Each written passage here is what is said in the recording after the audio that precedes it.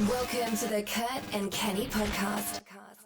Coming at you from Work in Progress co-working in downtown Las Vegas. We're here to talk about growing your business, making more money, and thriving in a startup life. Here they are, Kurt and Kenny.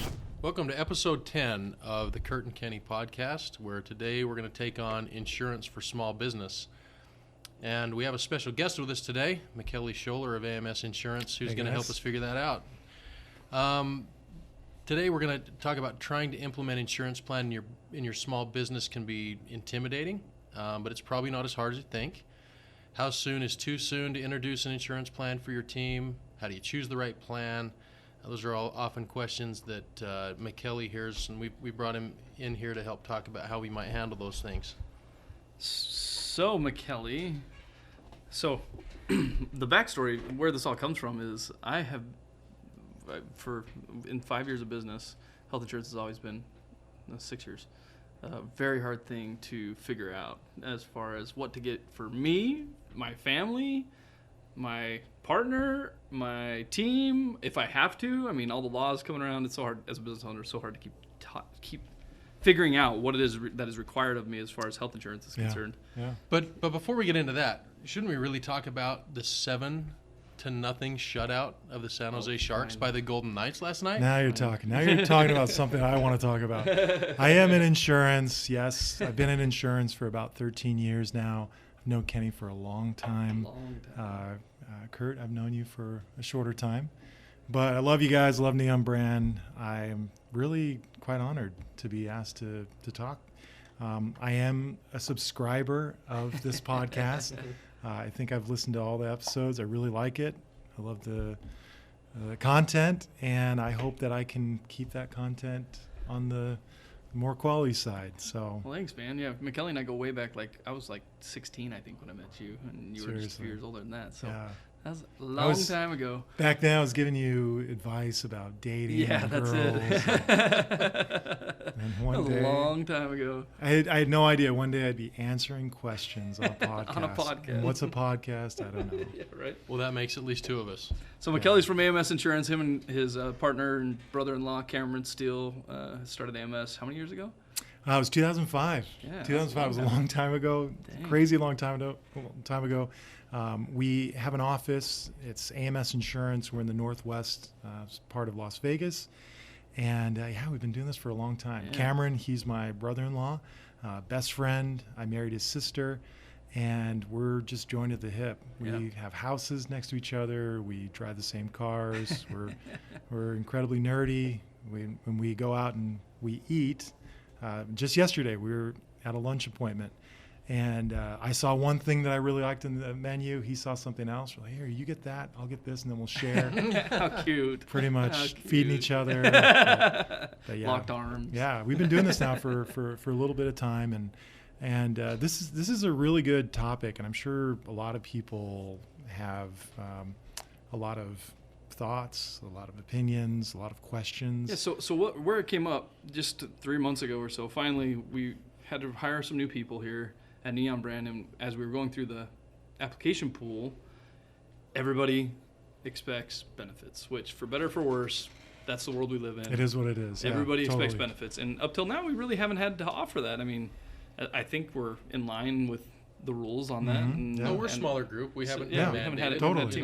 Totally. So and quickly growing, right? I mean, emerging as a company. And we wanted to recruit better talent, and better talent required better benefits. So I don't think if you are a business owner in the same situation where you have maybe 10 employees, 15 employees, but you're not offering benefits, do not feel bad, because the majority of businesses in that realm are still not offering benefits just because of the cost, the sheer cost of it to the employer. So, which was one of the daunting things for me, especially. Kurt's more versed with his medical background. He knows the ins and outs of the insurance a little more than I did. But yeah, that was how much is this going to cost me? It just sounded way too daunting. So anyway, we met with Makeli. We had a lunch meeting and spent 30 minutes talking about all this stuff. And fast forward now, we're actually implementing one of his plans here at Neon Brand. And so wanted to kind of rehash that conversation that we had 3 months ago, because I thought that was a valuable conversation. Yeah.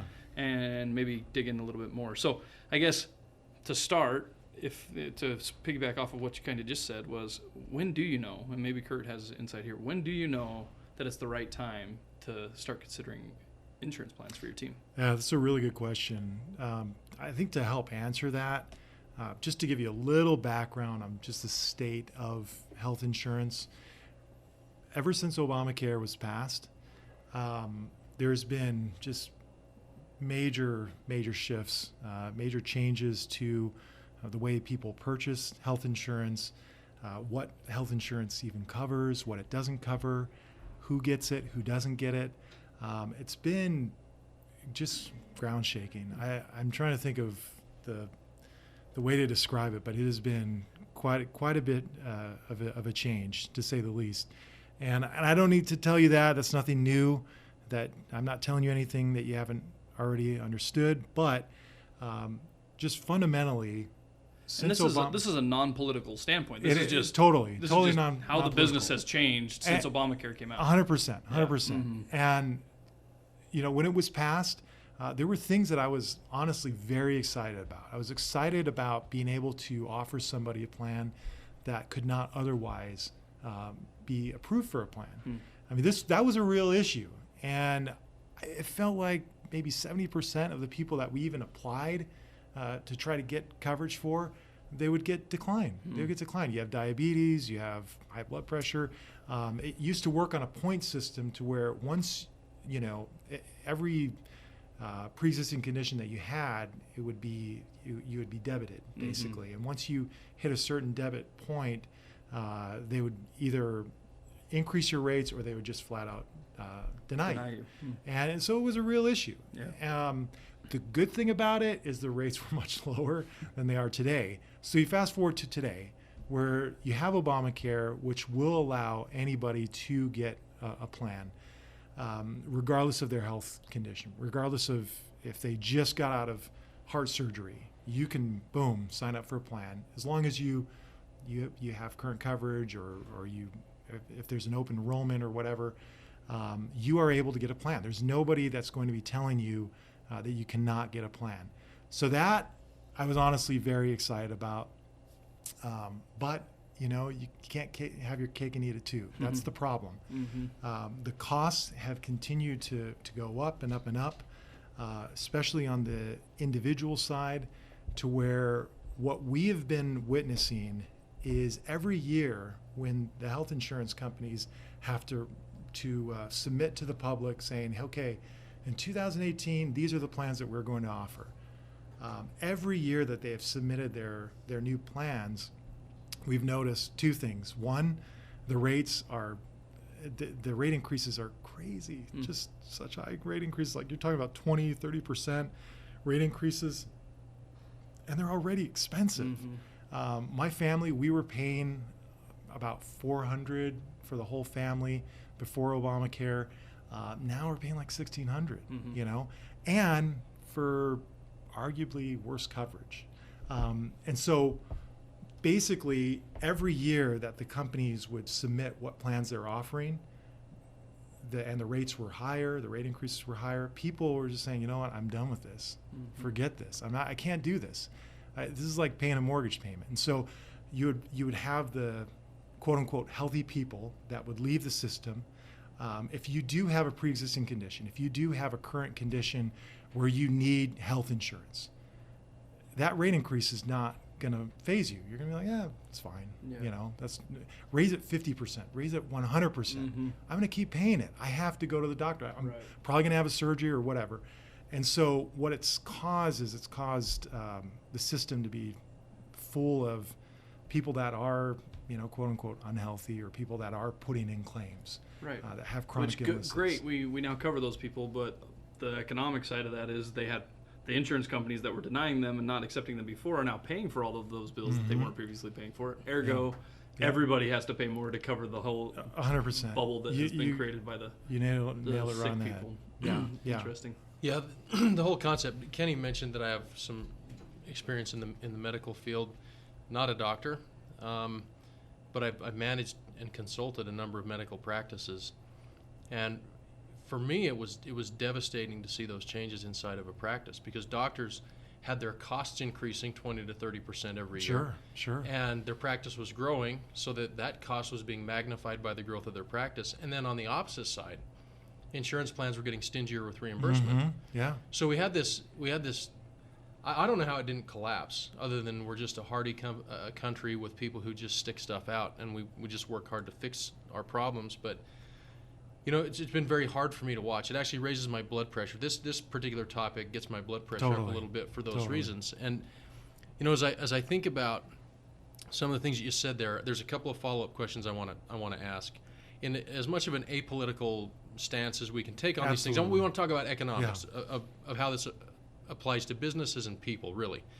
But I want to have you talk about some of the diversity in coverage people resorted to when Obamacare went into effect. Some of these non-traditional insurance plans. I'd like for you to kind of talk about some of those non-traditional methods of getting yourself some disaster coverage.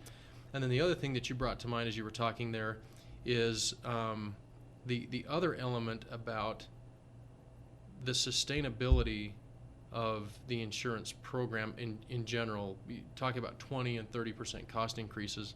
Most people's standard of living did not increase by the same amount. Sure. But maybe if you wouldn't dive a little bit deeper into what are the options for people who don't either supply it for their employees or people who maybe work for somebody that might be a smaller group that don't have coverage benefits. What can they do? Sure. Given these realities? Yeah. Good question. And I mean, it's been years since we've been in this new reality, but people still have these questions, these same questions. Okay, what are my options? Yep. Leading up to 2018 in January, I still had questions. People would call me like, "Hey, can you explain this whole Obamacare thing to me?" And I mean, this is like 5-6 years later. Yeah. And because it's incredibly confusing. Well, we all tend to just close our eyes and hope for the best. Like, I'm guilty of it. And even when I've had you guys help me with my previous coverage before we went with the group plan, it was still, man. That's why I went to you guys. It was 2,000 pages deep. Well, and it wasn't. I didn't have time to figure it out, and it was like, I know I trust Makeli and these guys. These guys are going to take care of me. Just do your thing, guys, because that's the best I'm going to get. Totally. Trying to understand it, just A, I didn't have time, and B, didn't necessarily which we're lucky because be able to. You go back with Makeli. Yeah. And you trust each other, and so it's nice to have that relationship. But I'm afraid there's a lot of people out there for sure that don't have that kind of relationship. So who do you trust, and how do you know? So talk to the people out there that are thinking about how do I get the coverage? What are my options? Totally. How do I get somebody to help me? So one option is the exchange. Mm-hmm. The exchange is basically what was created as a result of Obamacare is the ability, if your income was below a certain level, and it's really kind of a sliding scale, you would qualify for a tax subsidy if you apply for coverage through the exchange, and that's basically going to healthcare.gov. And what that breaks down to, if you're a single person, is if your income is somewhere between $17,000 a year up to about $35,000 a year, depending on where you fall on that scale, you will get a subsidy for the premium or of the policy. So if you are, a 35-year-old and the cost is like $400 for a plan, and you're making $19,000, there's a really good chance that you're only going to be paying like $50 of that. So that's one option. I mean, in real life, that's so I was on Obamacare for a while, and that was exactly what happened. So we went in, they did a little evaluation. I can't remember the exact numbers now, but let's say that it was $1,000 a month, and it was for $12,000 for the year. Applied our economic status to it, and all of a sudden they say, okay, well, you'll get in your tax refund, essentially you'll get $2,000 back. So now it made it $700 or $800 a month instead of the $1,000 a month. Yep. Definitely. Okay, so I understand that one because I lived it. So there are pros and cons to that way of doing it. The pros obviously are the cost savings. The cons is that you are now kind of under the microscope of the IRS. You have to prove at the end of the year Yep. that you made what you said you were going to make at the beginning of the year. Right. If you're on a variable income, if you're on commissions or whatever, that could be or else interesting. what? Do they end you up lose hitting your- you with a penalty, or No, do you lose just your- you don't get the discount. Well, that's the thing. You can get the discount on the fly, which is what most people do. Right, and then you but owe they'll- it back. You owe it back, Right. which would be an awesome Yeah, experience, yeah, I'm sure. yeah. But that so basically the IRS counts that as income Yeah. on your 1040 at the end of the year. Well, they would basically, you would just owe that when you file your taxes. Yeah, so they give me that. So in that same scenario, I got $2,000 discount, which discounted it over the months. I only paid in $800 every single month. Come the end of the year, if they do the evaluation and say, no, you actually made more than that, we should only given you $1,000 deduction. Now I owe $1,000 to them because I was Oh, off so they on just my tack that calculation. onto your return. Yes. Yeah, Oh, yes. exactly. Either your return or what you have to pay. Right. Oh, okay. Exactly. All right, I get it. Yeah. Yeah. So anyway, sorry. So we kind of interrupted there, but So that's Obamacare. some of the options. Yeah. What about outside of Obamacare? Or Yeah. I know that Obamacare isn't what it used to be because of some repeals and other things and adjustments, but what about outside of Obamacare? Is that even a thing? Totally. It sure is. What we're seeing, and there's a lot of my friends are going this route, are what are called health shares. And it's part of a carve out from the Obamacare law that allows somebody that it subscribes to a particular religious group or belief that allows them to join a policy that it's not really insurance, but you are able to be compensated. You're able to get money back if you do go into the hospital, if you do go to the doctor. Honestly, I don't know a ton about it. I just know that a lot of people, they have been going to it. And frankly, even this last year, when a lot of my clients, I'm talking with them, they're saying, hey, I love you, Sorry, but Mac, I am see ya. done. Mhm. And I'm saying, hey, I get I it. don't blame you. I'm done with this too. And I say, I'm just going to go without health insurance. I say, hey, if you're going to do that, then at least go get a health share plan because they are pretty good. There's max benefits. I think they only pay up to like $1 million, but it's not insurance. And I feel like it's one of those unintended consequences of any law to where you have all of these healthy people that are part of these health share plans where we need those healthy people Back in the other system. back in the other system. We need them.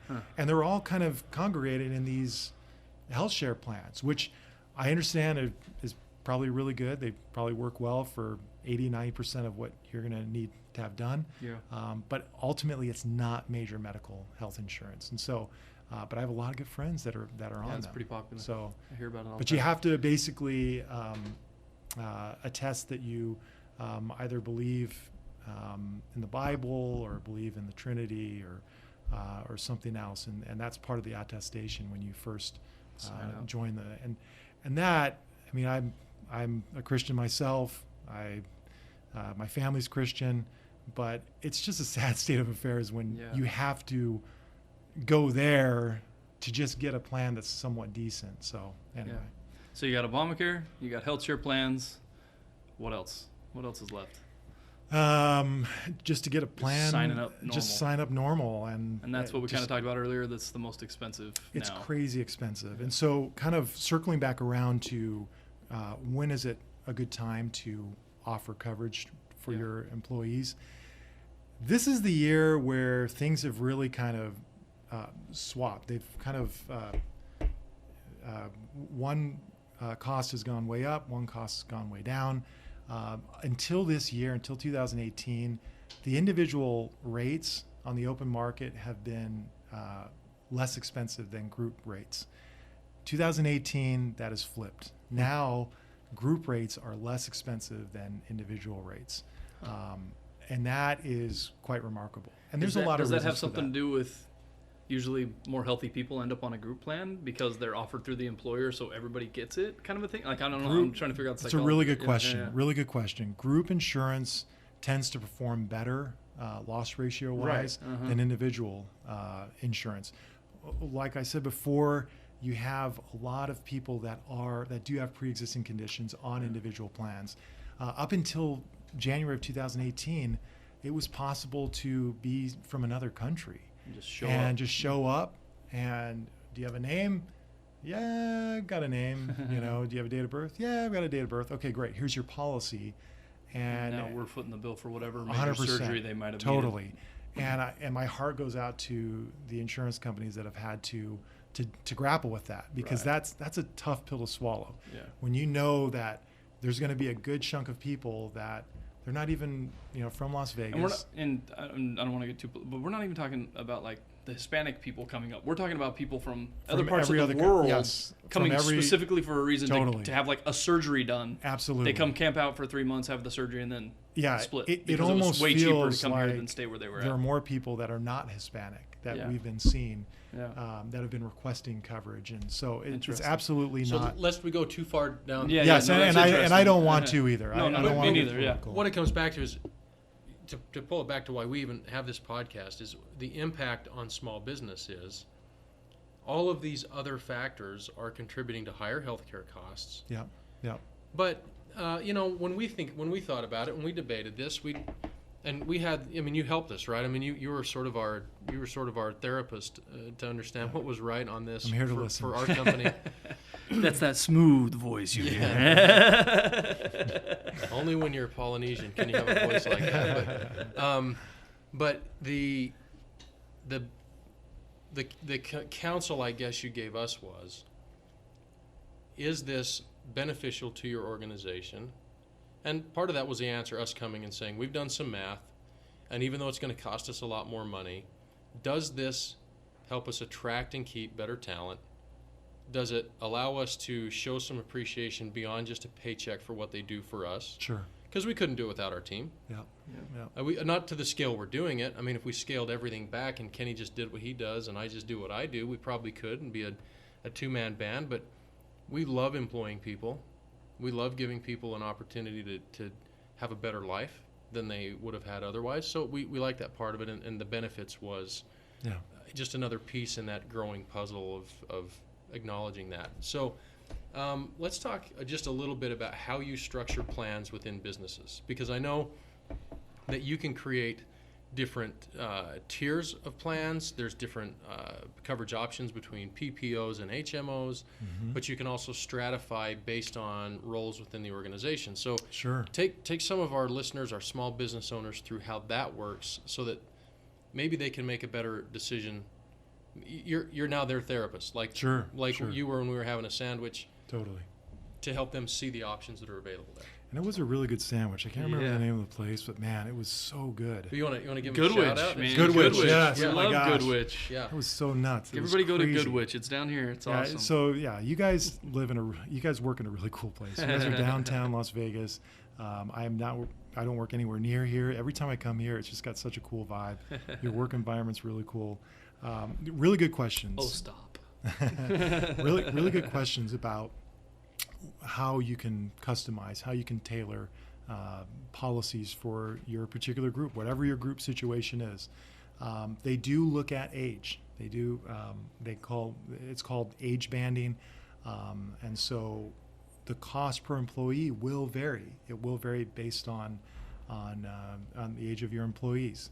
One thing that I would say is definitely beneficial for you as an employer, if you are thinking about offering coverage to your team in 2018, that's a huge hookup for your employees. It really is, and because of a lot of things. I mean, yes, if your income is below, about $30,000 a year, but really that's just a multiple of one. Like if you have multiple people in your family, I mean that could be even more of a subsidy if you have more people in your family. But if let's say your income is outside of that range, and so you're not able to get a subsidy, it is very difficult for people to afford health insurance today, and for an employer to offer it to their employees is just a huge deal. There's no way around it. It's just a huge deal. There are a lot of plans out there, a lot of plan options. And so what we typically do is we'll identify one or two different plan options, and we will pick something that might be like a base level plan, something that they will get no matter what, but then they'll have maybe a buy-up option. And then if you do have like different tiers of employees, there are ways to treat them differently. To like maybe like role based, like executives versus exactly whatever. That is possible. Okay. So there are just a lot of different ways that you can look at it. Does team size matter? Like, do you have to have a certain number of people to get qualified for a group plan? Basically, you really only need. Is two considered a group? Okay. Yeah, I think you only need two. The main thing that you need, though, is you need at least 75% participation. Participation. Yeah, at least 75% participation. That's for a smaller group, something under 25 employees. And so really what we do is we try to figure out, and this is, I mean, you can meet with your health insurance broker and just kind of go over this, but kind of have in your mind how much you would like to budget towards group health insurance, like whatever that number is.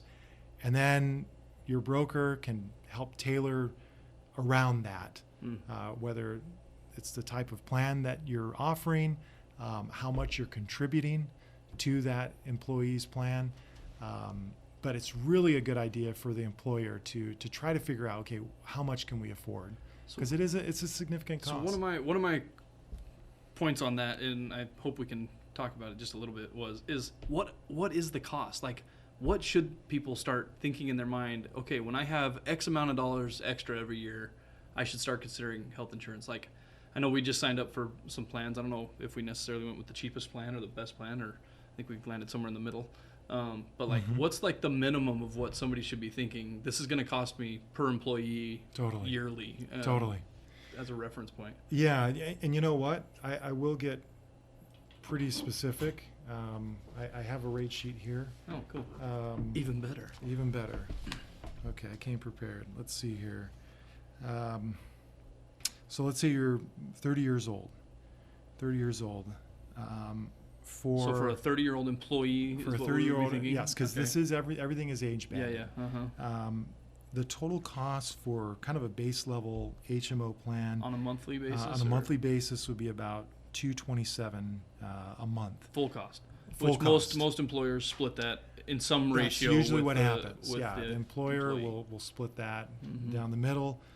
So that person's cost is $113. Okay. Which actually to me, again, I mean, I'm not even going to shamelessly promote Makeli. This was it was really valuable when we sat down at lunch, because the last time I remember doing these benefits, we had a team of 51.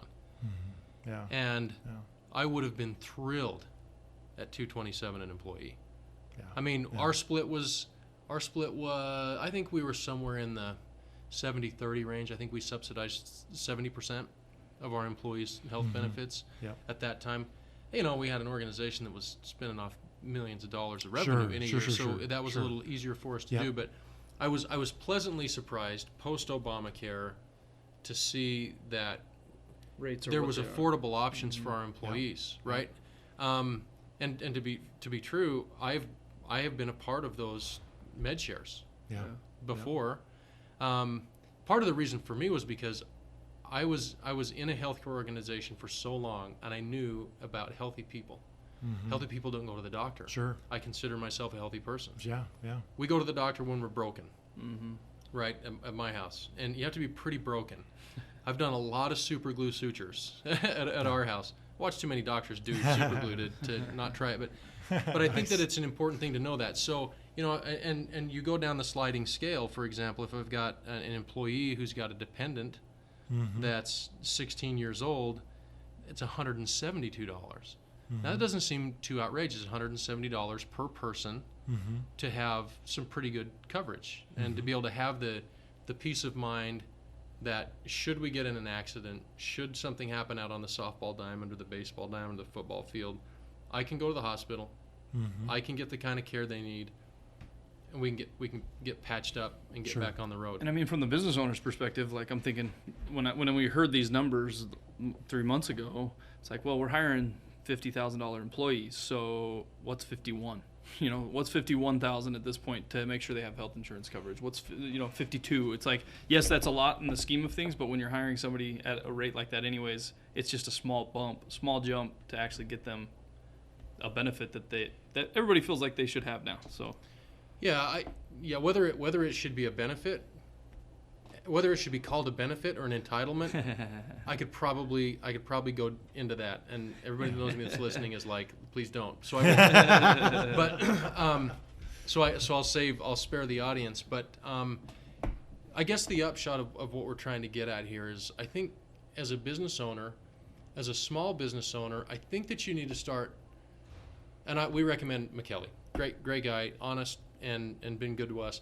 But I think you need to find an advisor in this area of your business to at least give you the opportunity to evaluate. Because what I've noticed over the years, and this goes way before Neon Brand, I've noticed over the years that the value of insurance coverage oftentimes exceeds the cash value of that coverage.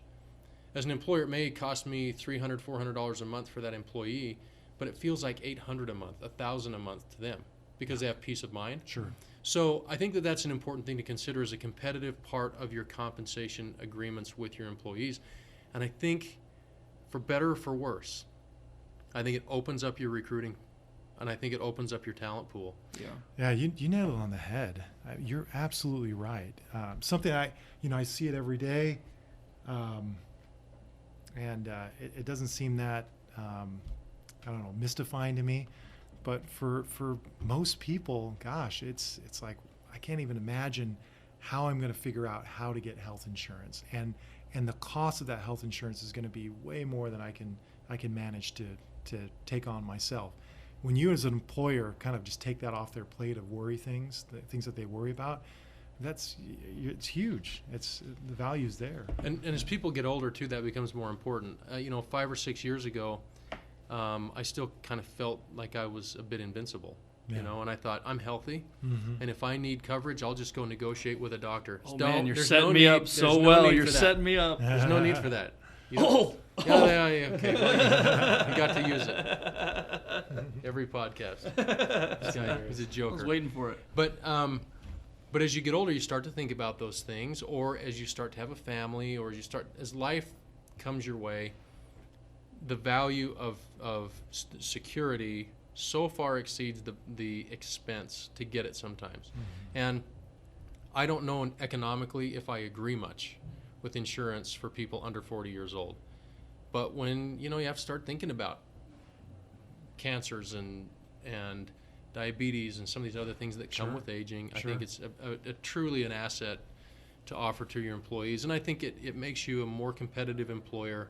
And if you're a good employer, I think you have to be a good employer. I mean, if you're absolutely terrible at treating people right, there's no insurance plan in the world that can save you from your bad management. But if you get those other things right and you offer this, I think you solidify talent, which in today's marketplace, especially as we become more information-based in the competitive nature of our businesses, having good talent that thinks better and executes better, I think really is becoming more of the competitive advantage in today's environment. I have one more question about earlier when you were talking about plans available. Is it even an option to go without? I mean, let's not think about the money side.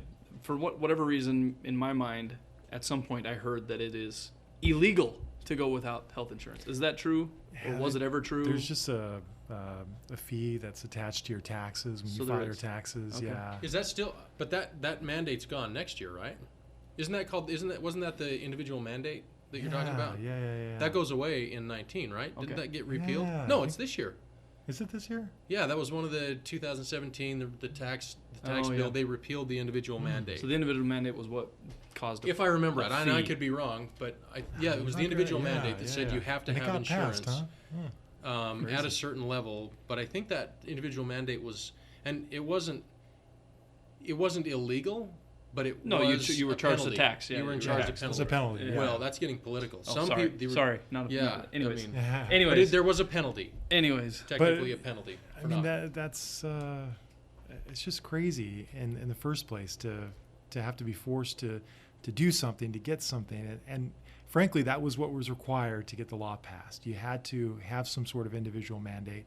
But now that they removed that mandate, gosh, I tell you what, I feel like insurance companies are going to be taking it on the chin even more. I mean, if they don't have that, at least for people that making them sign up.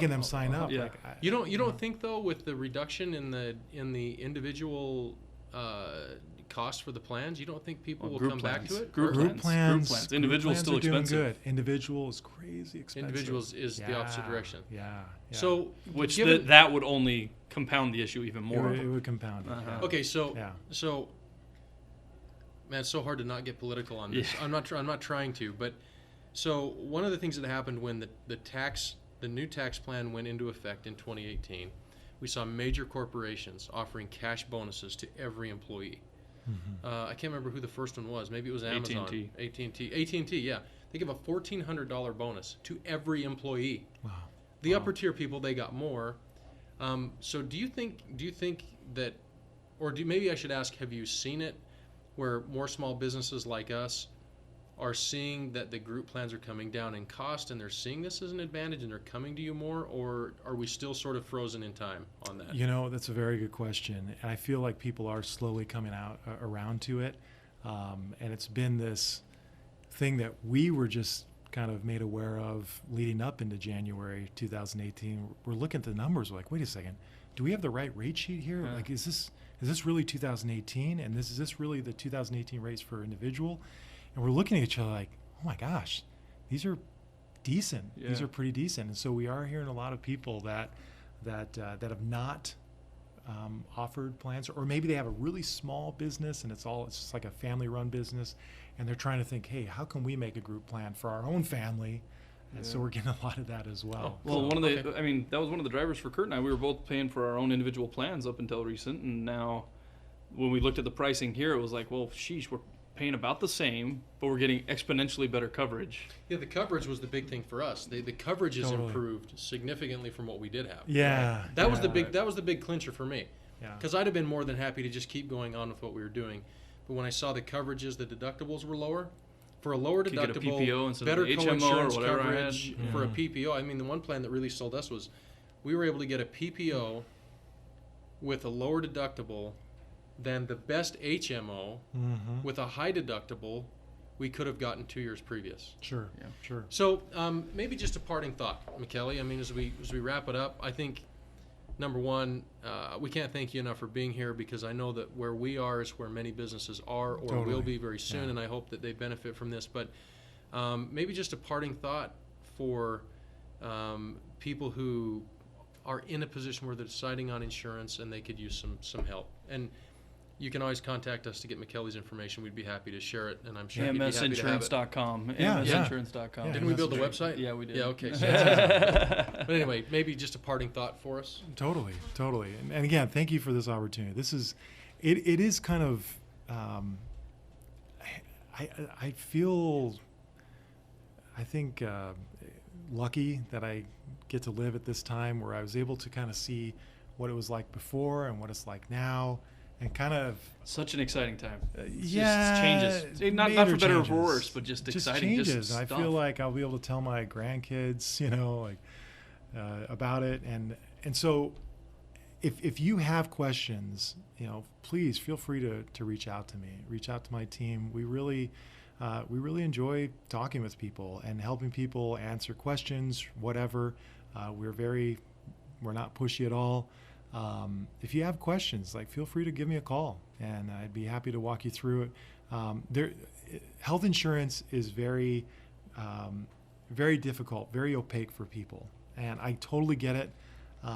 It was mystifying to me for a long time, but I really enjoy talking with people and trying to answer their questions and trying to demystify it. And then after we talk, they're like, oh yeah, you know what, that's not too crazy of a concept to understand. And so if you're thinking about it, please let me know, or if you're working with somebody, just talk with them, and I'm sure they'd be happy to help out. So thanks, Makeli. That's super awesome. Yeah, I give my endorsement again. Not only Makeli and Cameron, I won't try to name all the other guys because they got so many good guys on their team, but they're all awesome. So whoever you end up with, even if it's not Makeli, they are great guys over at AMS.